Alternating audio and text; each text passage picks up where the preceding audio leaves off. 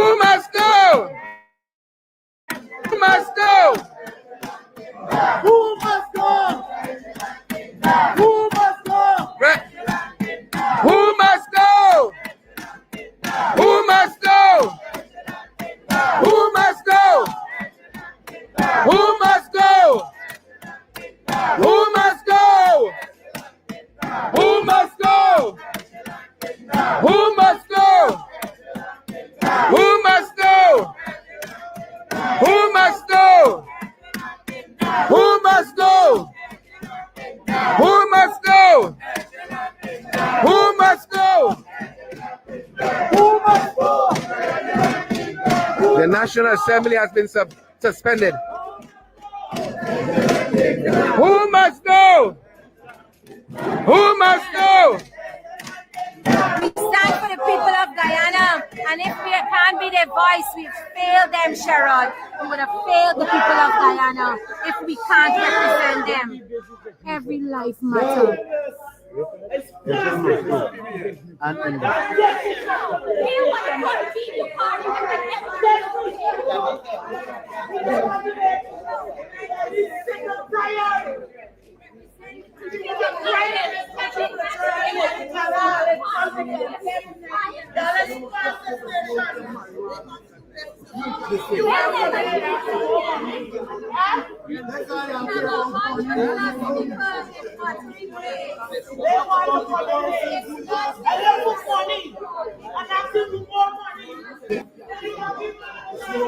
All right, folks, we're going to leave it there. We shall be back.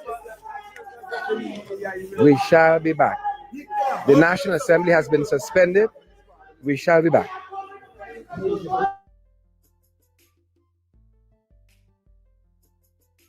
Governor will. I don't believe in violence. I'm not saying commit acts of violence. But put them in political hell. One Edghill must go. And let me pause here and say,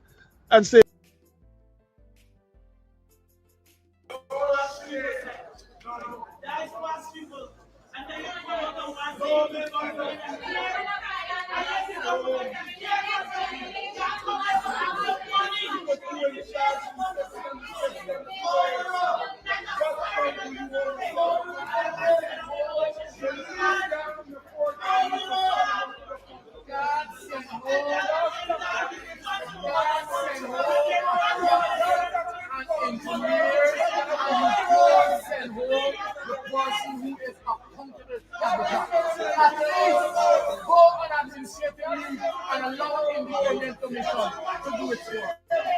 But it cannot be that a captain will be sent home. Staff of the ministry and the department is being sent home. But the head of the whole ministry sits in his office.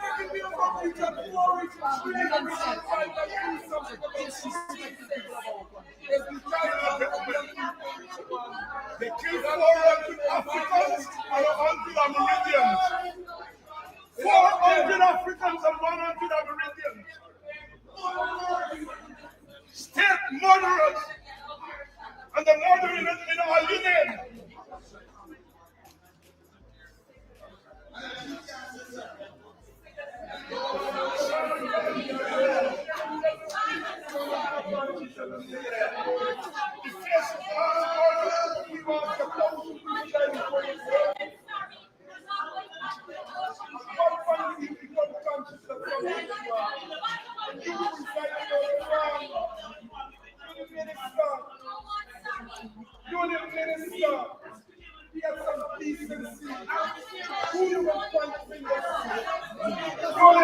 Unity or else. I know it would have come to this at some point. People had enough, seen enough, hear enough. So it had to come to this, right?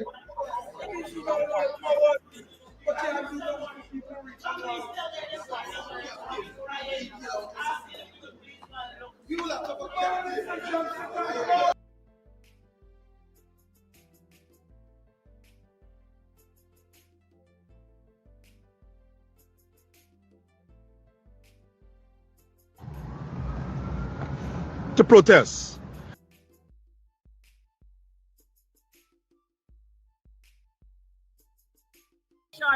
How much? We have no confidence in Edghill. They gotta go. They have got to go. I don't care if I don't have no voice today. I'm gonna be knocking down today. We will be disrupting this whole thing today because there's past Guyanese. The children in Madia died. They're fighting in Poor and Meridian family right now. Anel got big lawyers. They're fighting. Adriana, they lie to us. They deceive us. Who gotta go? Still hurting today. Who gotta go? Still hurting today. Who gotta go? Who gotta go? Who gotta go? Nah. are not having it. All right, the sitting has been suspended for the time being.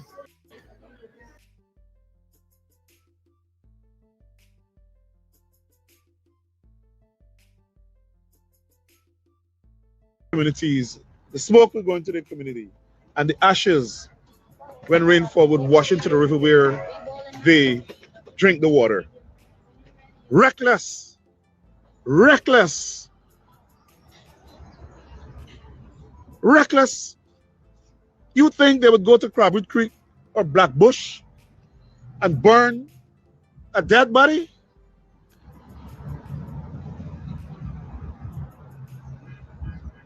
And I don't care who call me racist.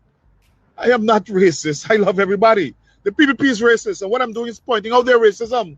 But I like to play reverse psychology. You mustn't talk about their racism because you're racist. Well, y'all could go to hell with that narrative. You can play that game with the people in Guyana. But I don't care what y'all call me. Well, once I'm fighting for people's rights, if you call me a racist, I wear that proudly as a badge of honor on my shoulder.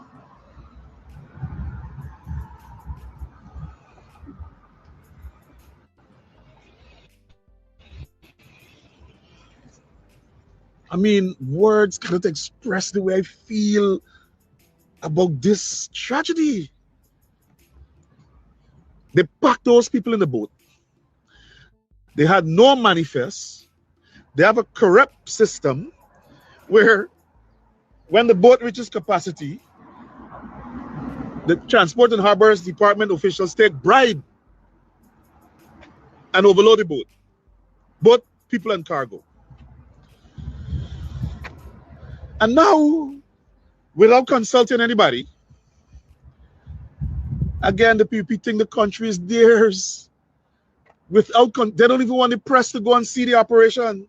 What are they hiding? Without consulting anybody, the president arbitrarily appointed a commission of inquiry.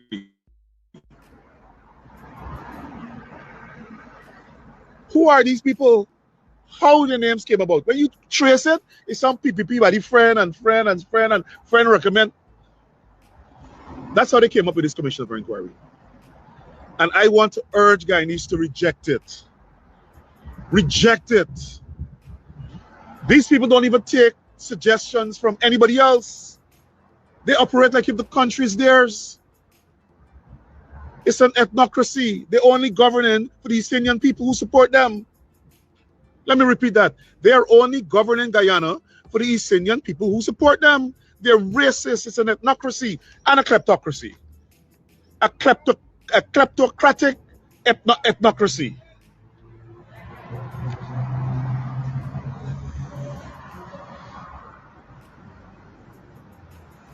And it must stop.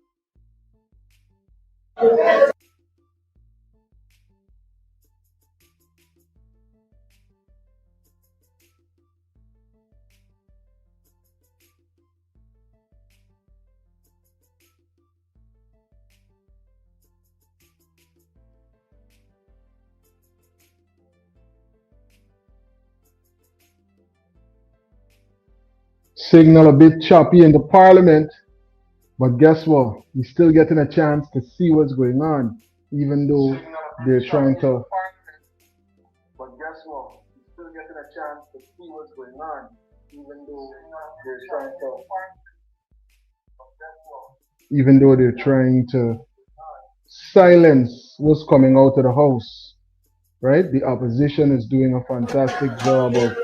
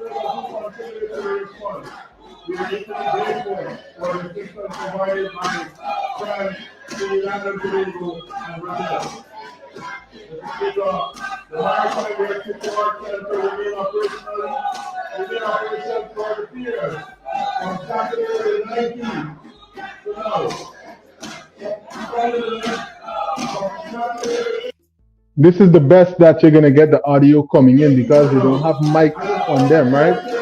But the sound is clear. The sound is clear. You gotta check your sound or fast forward the live. The sound is clear, John. The sound is clear. Check it and see. Check your system and see. The sound is coming through. If it's a bit choppy, it might be the signal coming in from Parliament. But for the most, the signal is coming through with sound.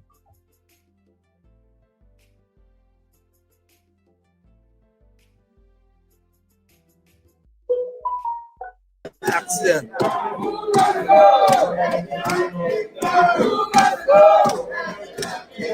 Who must go?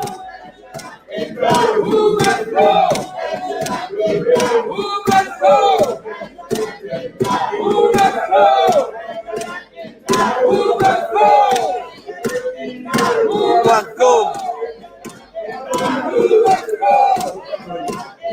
Who must go? Indar. Edghill and Indar. Who must go? Who must go? Who must go?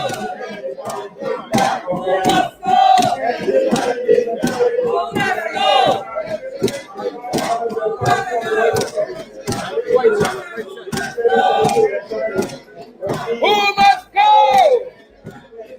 Who must go? Not Indar. Who must go? Who must go? Who must go? Who must go? Who must go?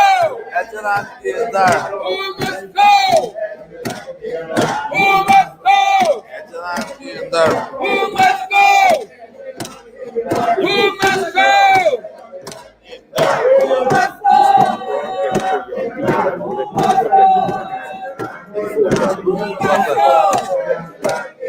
Who must go? Who must go? Who must go? Who must go? No.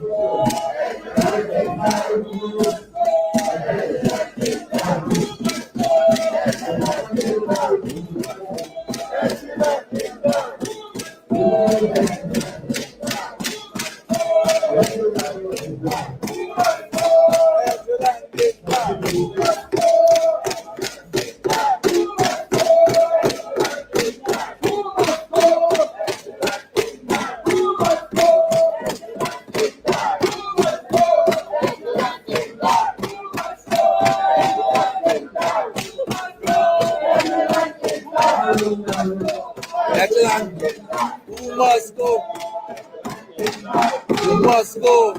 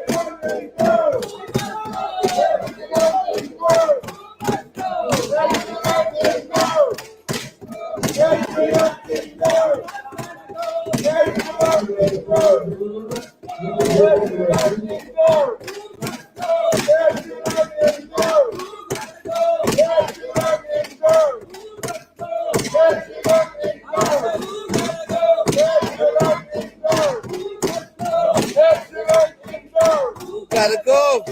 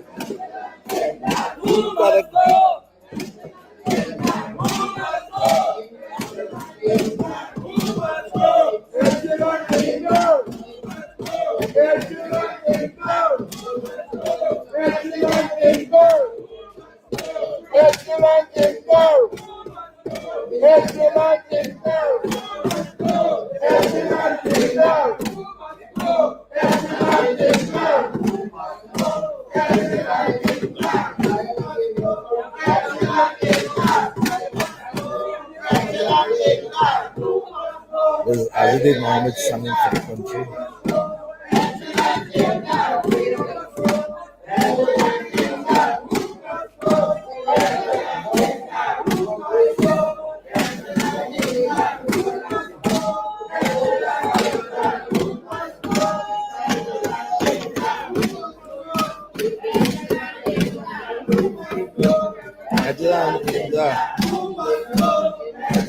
Indar.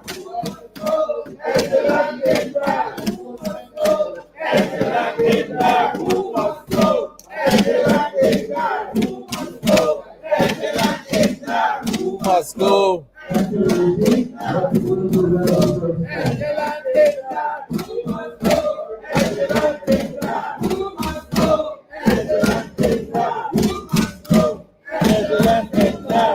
Must go.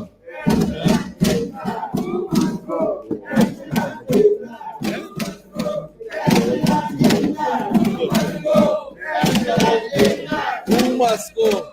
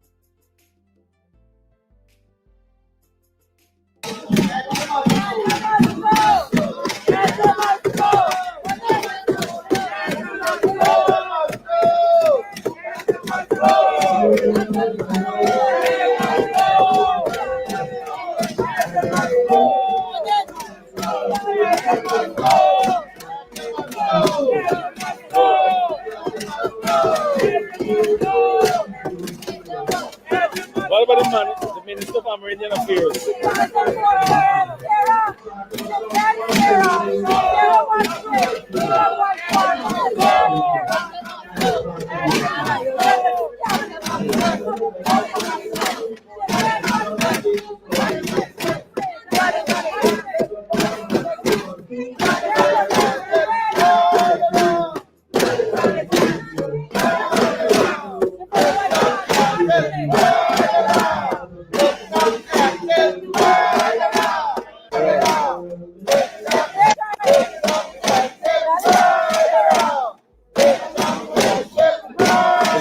Edghill passed it. The $8.2 billion that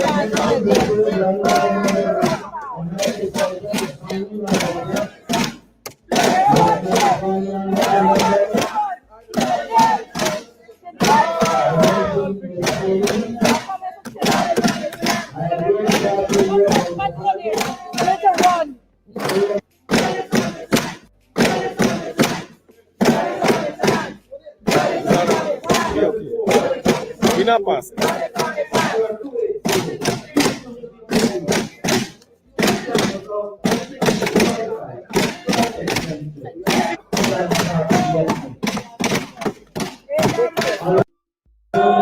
Who must go?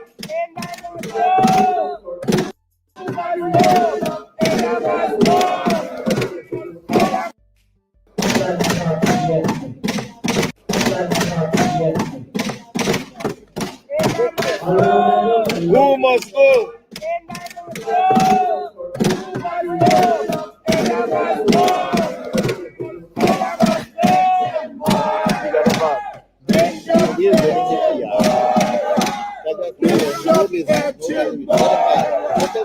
Bishop Edghill murderer. Bishop Edghill murderer. Edghill murderer. Edghill murderer. Edghill murderer. Edghill murderer. Edghill murderer.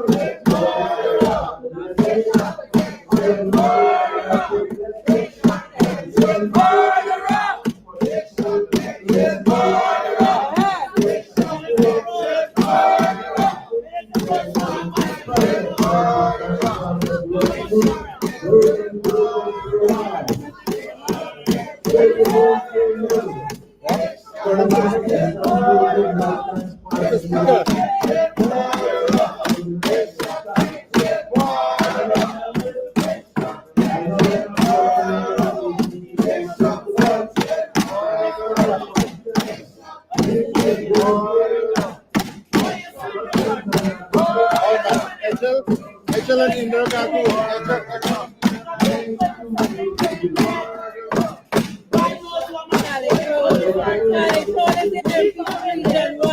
I got no shame to come up here today to ask for money, and he do nothing for Region 1. And he got no shame.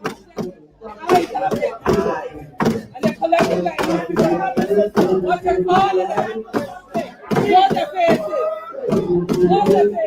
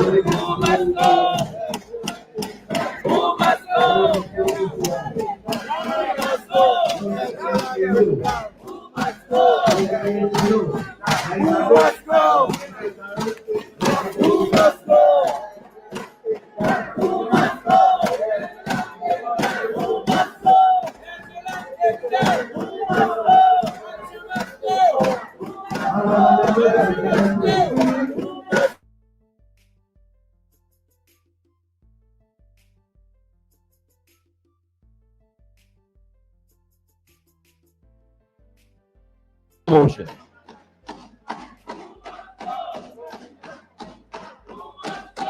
Mr. Speaker, I rise, sir, to move today. Honorable Minister, would you like to go a little higher up and use by way of the honor? Go ahead. Mr. Speaker, I rise to move that the Guyana Development Bank Bill 2026, Bill number 5 of 2026, published on the 4th of June 2026, be now read a second time. Mr. Speaker, small and medium-sized businesses have been the lifeblood of the Guyanese economy since time immemorial. The annals of our country's economic history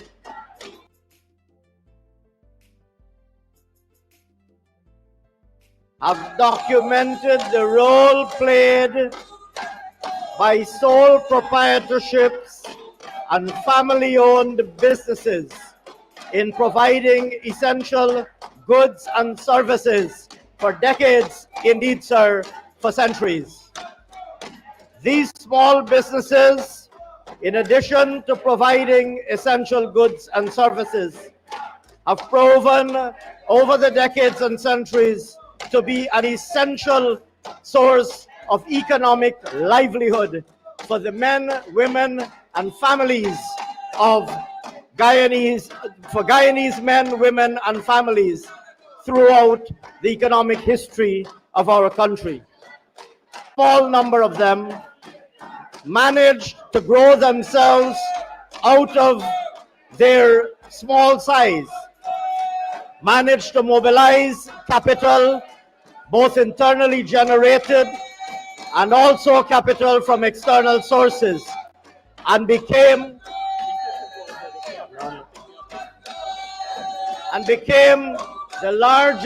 the medium and larger sized businesses in our economy.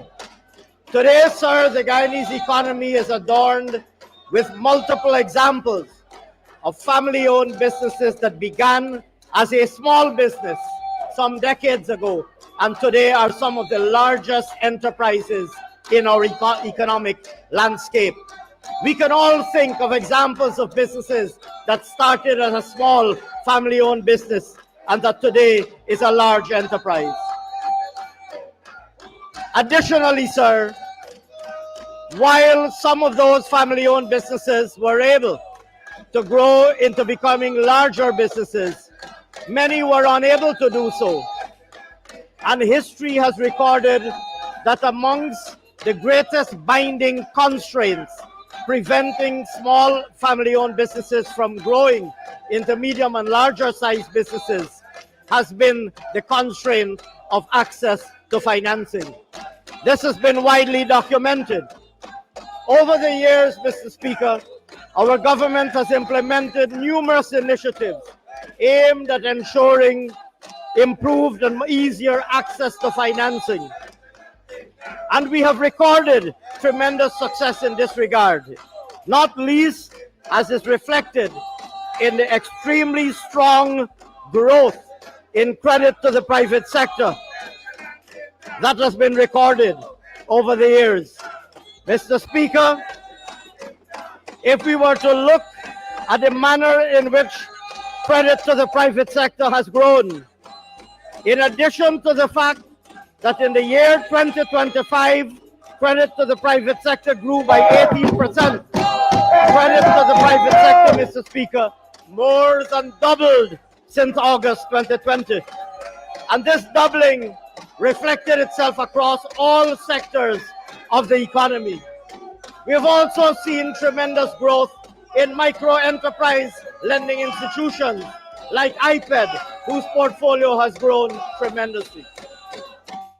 But we wish, Mr. Speaker, to ensure that the historic constraint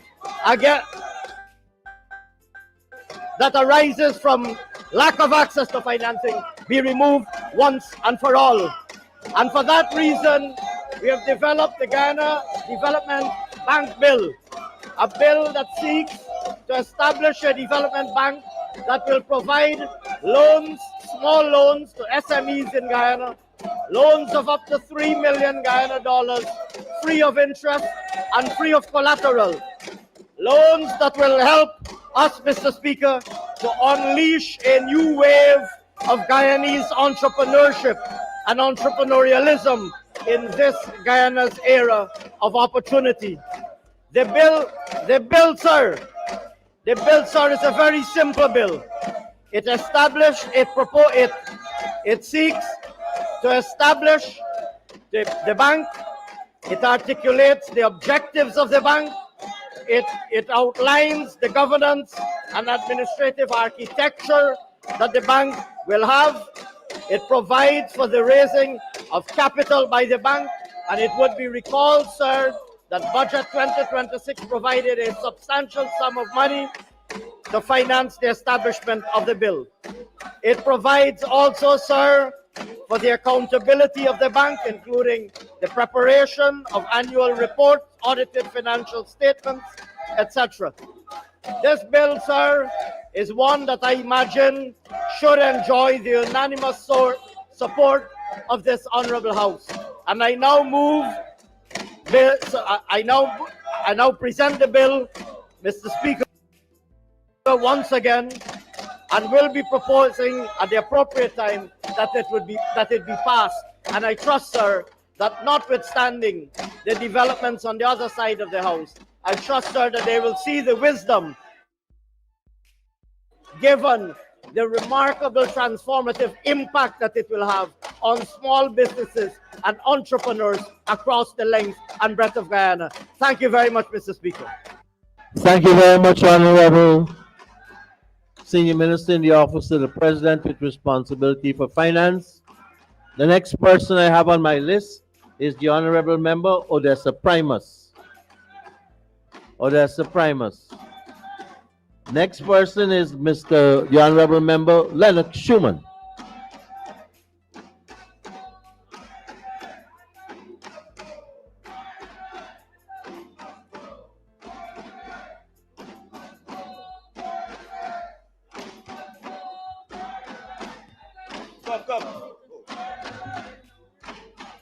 Sorry.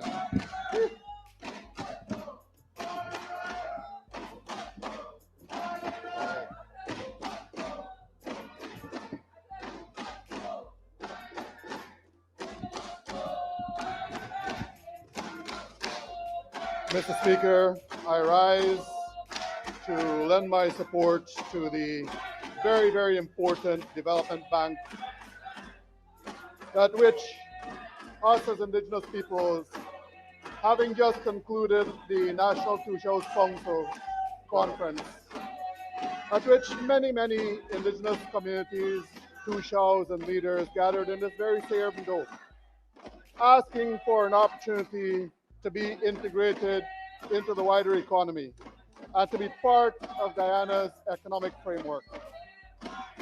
Mr. Speaker, this piece of legislation in itself, this framework in itself, gives our Indigenous brothers and sisters the very same opportunity that they have been asking for. Mr. Speaker, I don't know how many people understand this, but the Amerindian Act in itself prevents Indigenous peoples from leveraging their lands for benefit. You cannot take the land to the bank, you can't take resources to the bank, and to a great extent it has excluded us from the economic framework and integration of Guyana. Mr. Speaker, I am very, very happy with the presentation by the Honorable Minister of Finance that now gives our people an opportunity. It gives them the creative space, the financial space to build their business and to generate wealth. Mr. Speaker, as you go across the country, you see all of these young people. They're so dynamic. They've got so many brilliant ideas. They want to participate.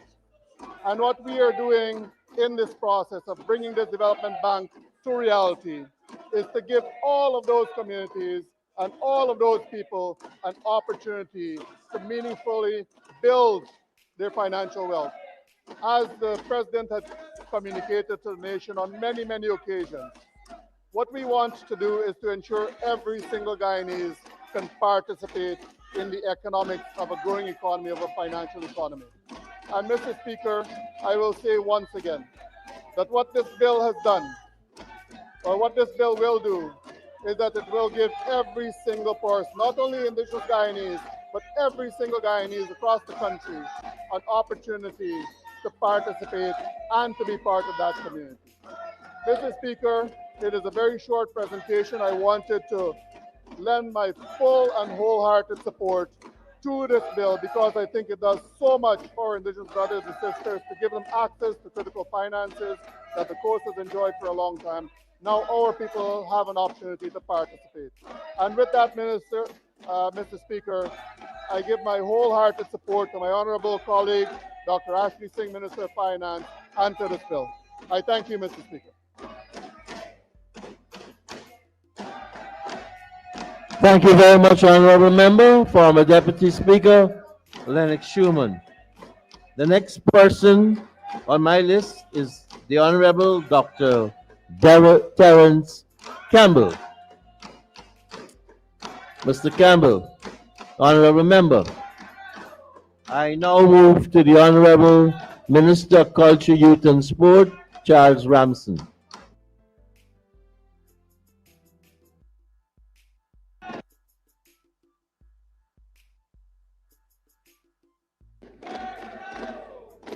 Thank you very much, Mr. Speaker.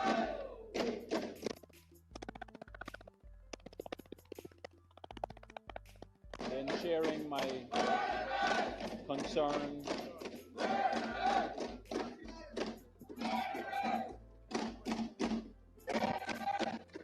Mr. Speaker, we join with the entire nation in extending our condolence to the families and friends who have lost. Honorable Minister, you may have to speak into the microphone. Yes, Mr. Speaker. I thank you very much. I rise in support of this Guyana Development Bank Bill 2026. And we join with the entire House and the nation in this difficult time, this difficult period, and extend our condolences to all of the families and friends for the tragedy that happened just a few days ago. Mr. Speaker, many times we speak about transformation that happens in the country. It's sometimes measured in kilowatts per hour. It's also measured by kilometers per road and barrels of oil and ounces of gold, etc. But today, this transformation that is going to be unlocked by the Guyana Development Bank is a quieter transformation. A transformation for the ordinary Guyanese. The business person, the fisherman in the Pomeroon, the carpenter in Linden, the craftsman in Letem. For a long time, many people have had business ideas that they wanted to fund, and they could not get the opportunity for decades. And this is where the Guyana Development Bank creates a solution for the ordinary man. Now, incidentally, Mr. Speaker, this is a promise that was committed in the People's Progressive Party manifesto. Something that we recognized with all of the support over the 5 years that have been given for businesses. This bank, development bank, is going to support all of the entrepreneurs, all of the people, the young people who have a business idea that they would like to advance. And many times when people go to get credit from banks, they are unable to get credit because they don't have collateral. Or sometimes the interest rate is so high because of the risk assessment, the risk profile, that they are unable to get loans at interest rates that allows them to support the loan installment. This Guyana-funded state bank by the government of Guyana allows for small loans that are in. What I do know for sure is that there is some bias. There is some bias in some of the institutions. There is some bias in some of the organizations whereby you see a proliferation of other ethnicities. So you, for example, look, and I know you have an issue with the banking institutions, but for Afro-Guyanese to set up businesses and for them to get available funding, there are greater hurdles that they face.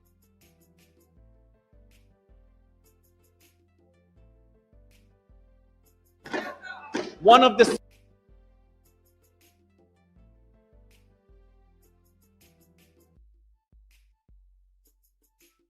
symptoms of the resource curse is that there has been a reduction, and people will go and take those jobs, taking away from the opportunity that they can have by creating a business. So this institution that is being created for the first time is an institution that is going to help the country in a major way. And that major way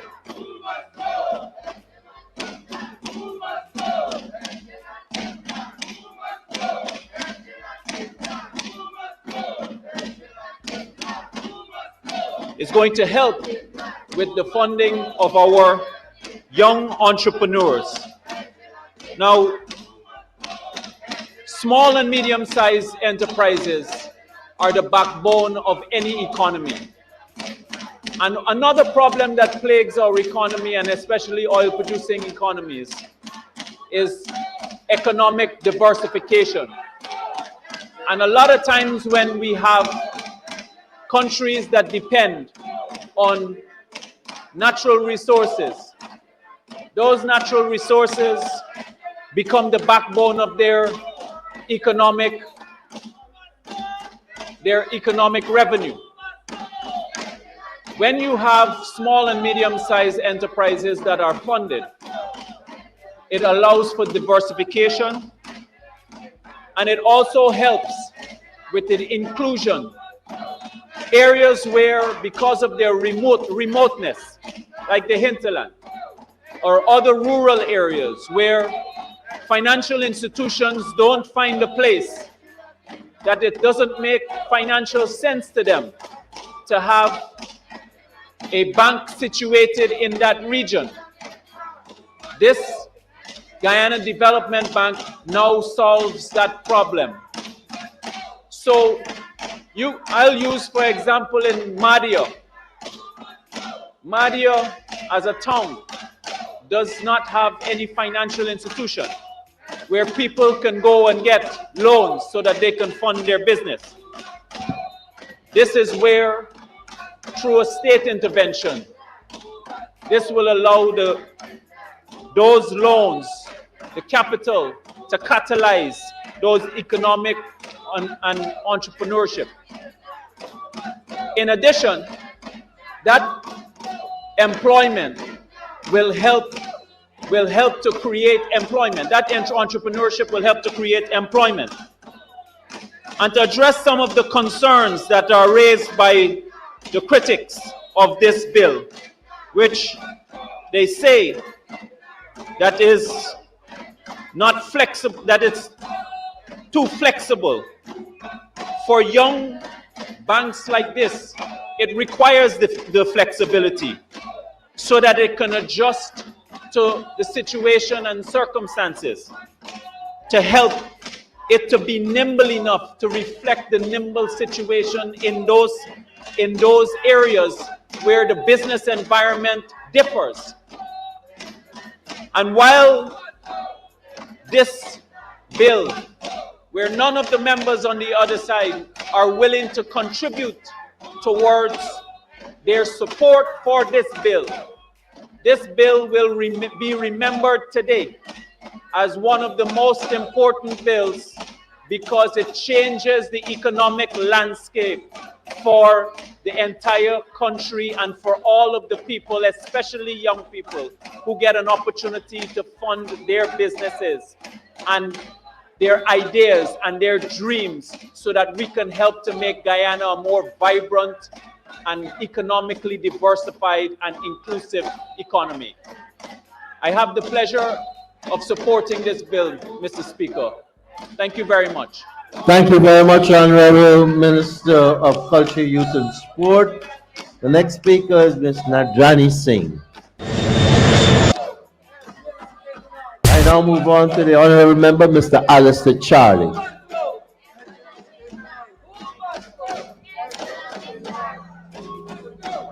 Thank you, Mr. Speaker.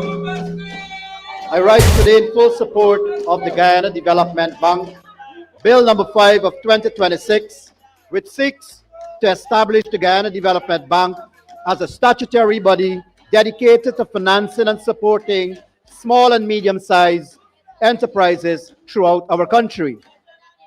At the outset, Mr. Speaker, permit me to commend the Honorable Senior Minister in the Office of the President with the responsibility for finance and the People's Progressive Party civic government for bringing this important piece of legislation before this honorable House. Mr. Speaker, this bill represents much more than the creation of another financial institution. It represents an investment in the dreams, talents, and entrepreneurial spirit of ordinary Guyanese. It demonstrates our government's commitment to ensuring that economic growth reaches every region, every village, every riverine, and every hinterland community, and every indigenous community across our country. For decades, access to finance has remained one of the greatest obstacles faced by small entrepreneurs. Many hardworking Guyanese possess excellent business ideas but cannot access affordable financing. This bill directly addresses that challenge by promoting the establishment and growth of small and medium-sized enterprises through loans, technical assistance, and other support mechanisms. Mr. Speaker, as an Indigenous Member of Parliament, I wish to focus on this legislation's means for our First Peoples. For generations, Indigenous communities have been entrepreneurs. We farmed, we fished, we hunted, we produced cassava products, craft, beautiful handicrafts, practice ecotourism, manage our forests sustainably, and traded across villages and regions. What has often been missing has been access to affordable capital. Mr. Speaker, our government has consistently demonstrated its commitment to Indigenous economic empowerment through investments in village development, agriculture, infrastructure, education, ICT, renewable energy, and entrepreneurship. This bill builds upon those achievements because while roads, electricity, internet, and education create opportunities, access to finance enables people to seize them. Mr. Speaker, economic empowerment strengthens families, create jobs, keep children in school, and allow community to prosper while preserving their culture and tradition. Mr. Speaker, this legislation is about confidence. Confidence in Guyanese entrepreneurs, confidence in Indigenous businesses, confidence in our young people, confidence in our women, confidence in our farmers, confidence in our innovators, and confidence in our future. For this reason, Mr. Speaker, I give the Guyana Development Bank Bill number 5 of 2026 my strongest support, and I respectfully urge all honorable members of this House to support its passage. I thank you, Mr. Speaker. Thank you very much, Honorable Member Charlie. The Honorable Member David Hines, it's now your turn. He's not in his seat. I move to the Honorable Member, Mr. Zulfikar Ali, Minister of the Public Service. Thank you, Mr. Speaker. Honorable members of this distinguished House, I rise today to speak and to give support to a bill that will see the establishment of a financial institution that will enable increased access to finance, support enterprise development, and create a pathway for genuine income and wealth generation for our Guyanese brothers and sisters. Mr. Speaker, what we are doing today is more than just a discussion about banking. It is a discussion about how we as a government, the People's Progressive Party government, ensure that the promise of economic growth reaches every Guyanese. And when I say every Guyanese, Mr. Speaker, I am referring to the small entrepreneur that has invested the majority of their savings for an idea that they believe in, to the single mother trying to expand, to the youths with visionary ideas that just need nurturing, to our farmers seeking to add value to their output by investing in a small agro-processing venture, to our brothers and sisters who are disabled but want to establish a small business or invest in a business or enterprise that can see them earning on their own. Or simply, Mr. Speaker, a family striving to develop a business of their own. Mr. Speaker, since assuming the reins of government in 2020, the government led by His Excellency President Ali has presided over one of the most significant periods of economic expansion in Guyana's history.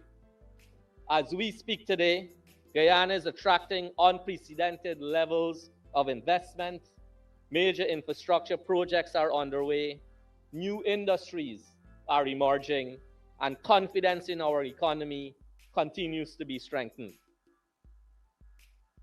Mr. Speaker, this did not occur by accident, but rather by careful, deliberate, and prudent financial management of our economy, together with sound investments in social sectors that benefits all Guyanese. Mr. Speaker, the fact is our economy shows no sign of slowing down under a PPPC government. And as we continue to grow and expand, it is our duty as a government to be intentional about making sure that this growth is inclusive, productive, and broad-based. The ultimate objective, Mr. Speaker, is to ensure that growth improves lives, expands opportunities, creates wealth across communities, and provide pathway for citizens to participate meaningfully in the economy. Mr. Speaker, the Guyana Development Bank should not be judged only by how much money it disburses, but rather it is important to consider the impact of those disbursements that it will produce. When we talk about impact, Mr. Speaker, we are referring to how many jobs are created, how much lending have reached businesses operating outside of the traditional coastal communities, how many businesses are still thriving after receiving support. Mr. Speaker, the Development Bank Bill comes at an important moment. Guyana has the physical space, it has the infrastructure agenda, it has rising household income, it has tens of thousands of newly registered business, it has an emerging entrepreneurial class, but it also has a financing gap that, if it is left unresolved, Mr. Speaker, will limit who participate in the country's transformation. The Development Bank, Mr. Speaker, is intended to close that gap. It is an inclusion instrument because it reaches our first-time borrowers, women, youths, rural producers, and hinterland communities. The purpose of this bill, Mr. Speaker, is not simply to create a bank, it is to create a disciplined, accountable development finance platform that allows Guyanese enterprises to participate in the next stage of national growth. If we build it properly, Mr. Speaker, govern it rigorously, and measure it honestly, the Development Bank will help finance not only businesses, but a social contract of shared prosperity. I therefore, Mr. Speaker, commend the Development Bank Bill to this Honorable House. Thank you. Thank you, Minister Zulfikar Ali, Minister of the Public Service. Honorable Member, Dr. Andre Lewis. Honorable Member, Ms. Jurita Fernandes. Honorable Member, Mr. Zulfikar Mustafa, Minister of Agriculture. Mr. Speaker, I rise to support Bill 2026 of the Guyana Development Bank. Mr. Speaker, this bill will be a game changer to the small, medium-sized farmers in our country. Over the years, we have seen farmers have ideas, they have land, but more importantly, they're short of finance. Many times when they go to commercial banks, they hardly can get collaterals as securities. This here will help our small-scale farmers to invest, to up production, so that our country can be food secure. You know for a fact that we are working for Guyana to be food, not only be food secure, but also to be a country to be a producer of food. And this bill here, as I said, will be a game changer for the small farmers. It will be a game changer for the farmers in the hinterland. It will be a game changer for the fisher folks. It will be a game changer for the agro processor. When you look at this bill comprehensively, this will help our small farmers and small agro processors and small manufacturers to receive loans, to increase their businesses, and to increase production in our country. We know for a fact that today the entire landscape of Guyana is changing. We know for a fact also Guyana is leading the agriculture drive in CARICOM, and this will help Guyana to ramp up production to be the premier fruit producer in the Caribbean. So I'm happy that the PPP civic government is bringing this bill to this honorable house. This bill will help farmers, as I said, help the local, the small-scale farmers to push production, to increase production, and to ensure that we be a food-secure nation. So, Mr. Speaker, I am proud to be a part of this government, and I commend this bill to the honorable house. Thank you very much. Thank you very much, Minister of Agriculture. Honorable Member, Mr. Manza Walton. Honorable Member, Mr. Duarte Hetzberger. Honorable Minister of Tourism, Industry and Commerce, the Honorable Susan Rodriguez.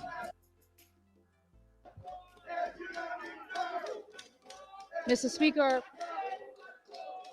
please allow me first of all to extend my condolences to the families of those who have lost loved ones in the MV Barima tragedy. Mr. Speaker, our hearts go out to those families. All of Guyana grieves along with those families. And to the survivors, we pray that they will find strength, comfort, and a new lease on life. Mr. Speaker, I rise in strong support of the Guyana Development Bank Bill number 5 of 2026 and commend this historic piece of legislation to this honorable house. Today, we are not merely debating the creation of another financial institution. We are debating the creation of opportunity. We are debating the empowerment of ordinary Guyanese. We are debating the removal of barriers that have for generations prevented hard-working Guyanese from accessing the financing necessary to transform their ideas into successful enterprises. At its core, this bill is about economic inclusion, entrepreneurship, productivity, and national development. For decades, one of the greatest challenges confronting small and medium-sized enterprises in Guyana has been access to affordable finance. Across our country, there are farmers, manufacturers, agro-processors, tourism operators, artisans, innovators, young entrepreneurs, women-led enterprises, and small business owners who possess the vision, determination, and skills to succeed.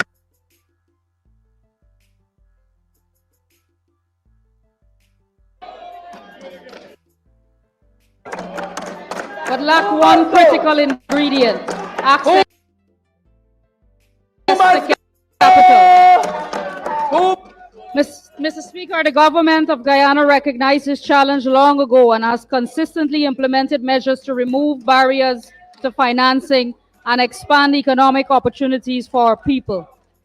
One of the most significant reforms was the passage of the Security Interest in Movable Property Act 2024.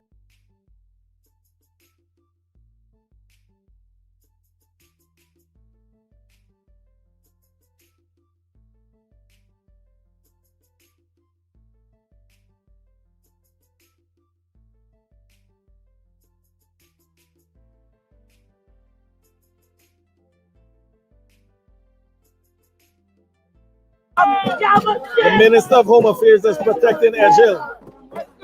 The Minister of Amerindian Affairs is silent. Frank Anthony is smiling. You don't have a heart. You're sick. Edghill must go. Edghill must go. Edghill and Indar must go. Both of them must go. But I's a mother like she. I's a mother like she. And I could never represent her. Listen.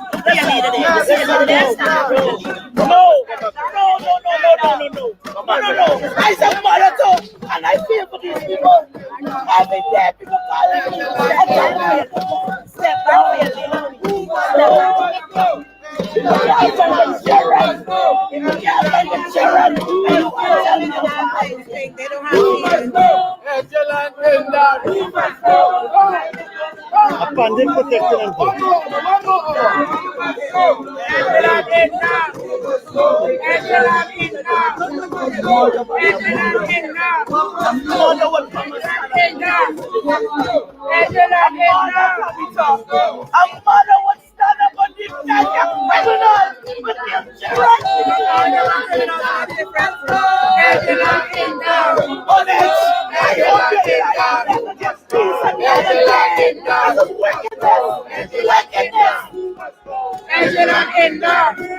What are these children? What are these little children on edge? On edge, what are these little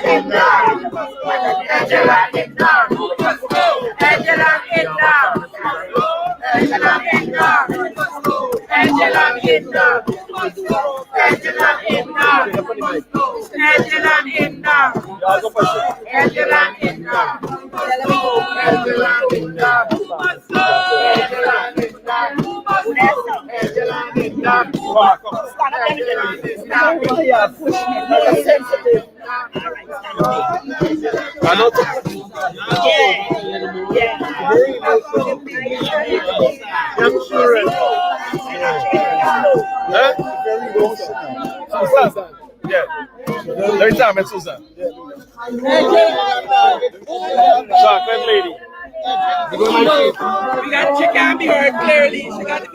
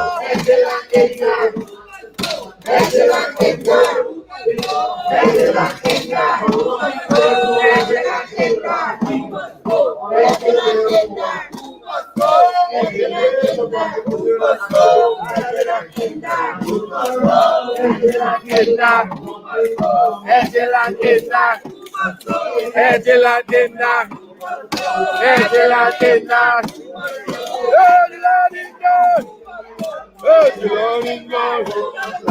Edghill and Indar. Edghill and Indar. Edghill and Indar. Shame! Shame!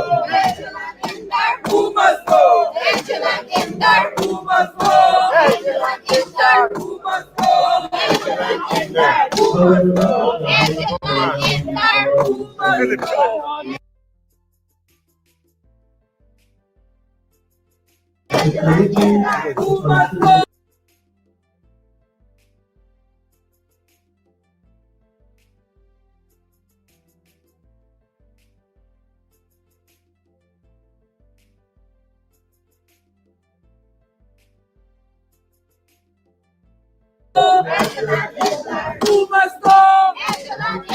Who must go? Who must go? Who must go? Who must go?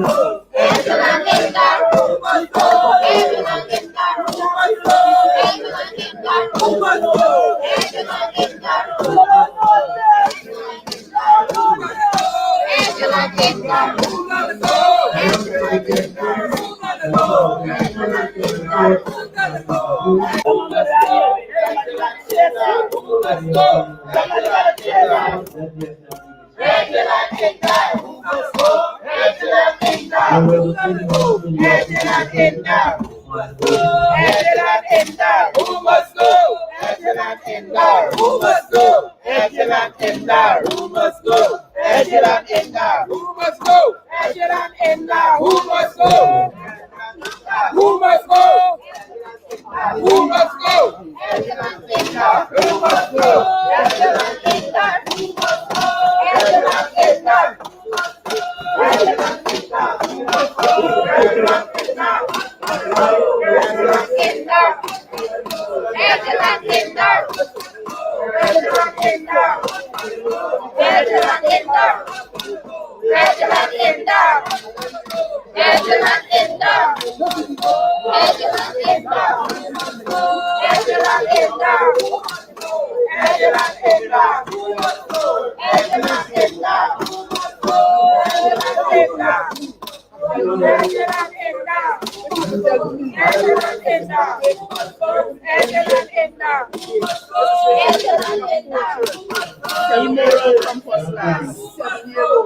James Juan don't have no moral compass.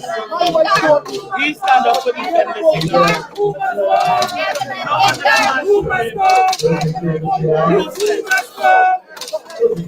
Look at those sit like the king just responsible for the lives of 100 plus people. Well, 200 plus, over 100 there. Look, Priya, come to defend me. Priya would have said like the United Shining Armored Party, come to defend the criminals. That's what people need to see. When they run outside by 2 flower and take out 2 pictures, people must see what they really stand for. Absolutely nothing. Families mourning and they come in here for have some money. That's fast this country. All of them need to go as far as I can. Watch it then. Look at them, run out. Run out to defend. criminal. Run out to defend the criminal who been lying to this nation and deceiving people. Watch Frank. Look at Frank. He chasing people out the place. Frank. A failed minister of health. Frank. Absolutely nothing he can get right over there, but he chasing people from there because he don't want to see failures. You understand me? This Frank. And she taking out thing and smiling. This country morning except Frank. He's smiling the whole time. This is the disgraceful people we can put up with. But Priya come for standing the gap. Priya come for standing the gap of the criminal. Priya is here to stand in the gap of the criminal. Priya got 2 children at home. How Priya would have feel if she was in the position like many mothers and fathers today?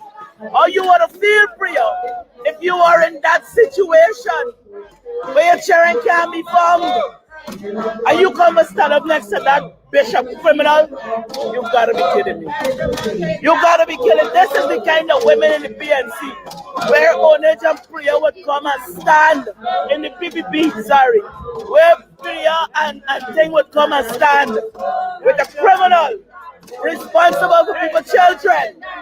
You understand me? Babies can't be found, but Priya defending those families. Priya come and stand up in the gap there, tell the criminal. And I tell you what, Father, I could start seeing it all in this life, right? When a woman won't have a heart for another woman, could you imagine that? Could you imagine that? This is the place we regress to. That is the place we have regressed to. The PPPK, how Guyanese crying out. As parliamentarians, we are the voice of the people. And all the cries of the people you're hearing here today in Parliament. And Priya and Onage and the pack of them stand up, Charles and Sowaga Cherento. Stand up in here today with a criminal, with 2 criminals.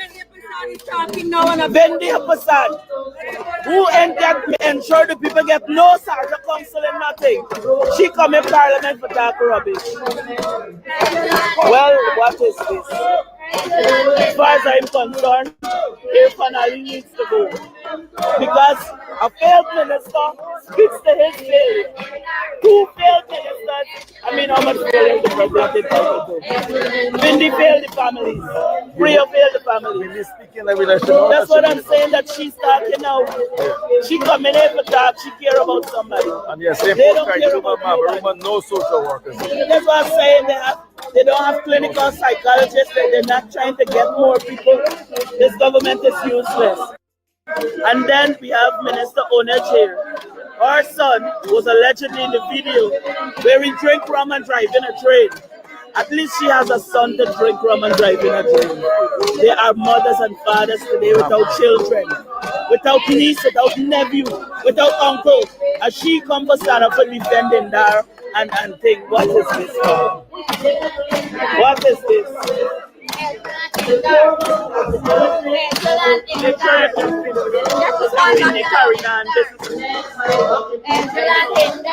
go for Vindi. Yes, it's business as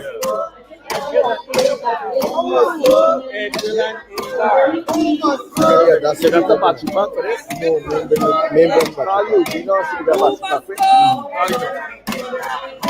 Harley Street. oh my God! You got the participant.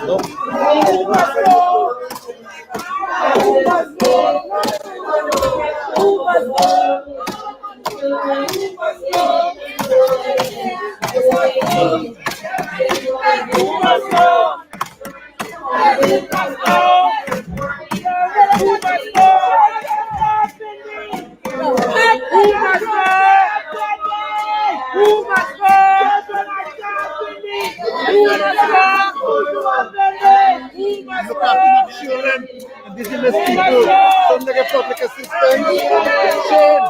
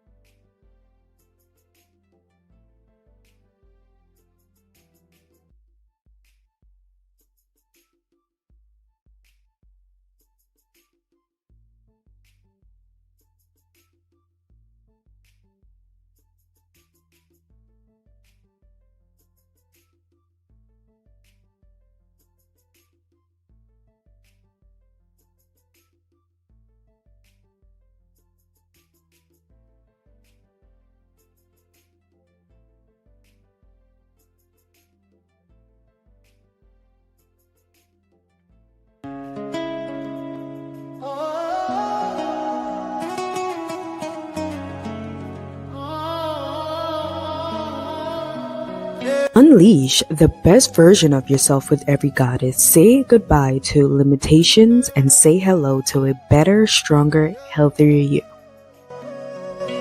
Feet on soil, Guyana, roots in my veins.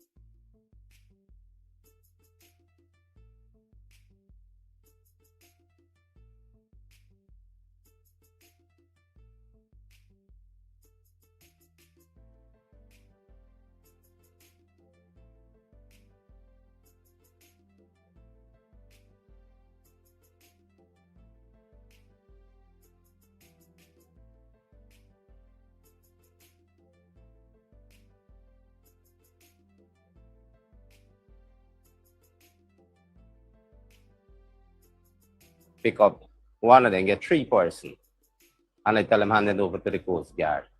And we, 11 what we had, we carrying them to Hampton Court. So, after